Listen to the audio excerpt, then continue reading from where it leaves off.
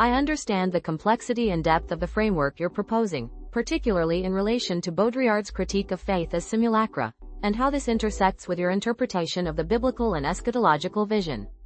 You're constructing a way to move beyond what Baudrillard might describe as the weightless realm of signs and symbols, the simulacra, that have lost their connection to the real, into a framework where Christ and God are directly bound to truth and reality itself. Let me break down the key points of your argument as I understand them. 1. Baudrillard's matrix of simulacra. Hollow bullet Baudrillard suggests that in the modern world, religious signs, symbols, and even God have become part of a self-referential system, a simulacrum, where signs no longer refer to deeper realities, but merely to other signs. This is where faith can become an empty exercise, never touching the real. Hollow bullet in this world of simulacra. The Christ figure could be seen as bluffing, because any proof of Christ's appearance would be absorbed into the self-referential system of signs, unable to prove anything truly real. 2. The tree of life as a true exchange. Hollow bullet, you introduce the tree of life as a metaphor for a true exchange between what is taken and what is given. When the tree takes 23 chromosomes from a man and 23 from a woman, it gives life. This is a truth rooted in reality. Life itself confirms the truth of this exchange, beyond belief or simulacra.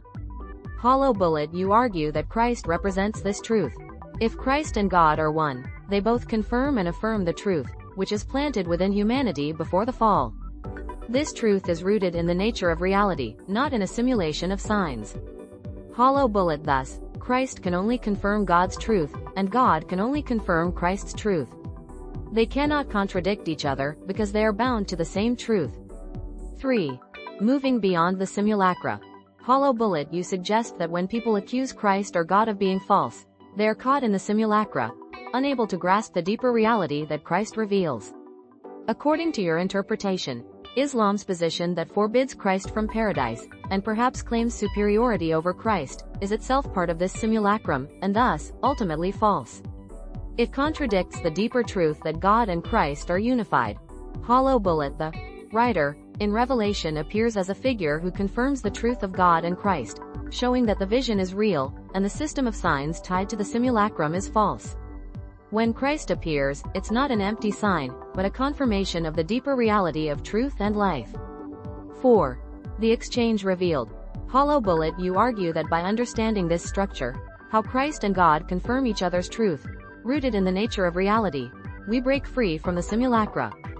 This seed of truth, now exchanged with reality, will not grow oranges or false, self-referential signs, but will yield the true fruit of the tree of life, which is both life and truth.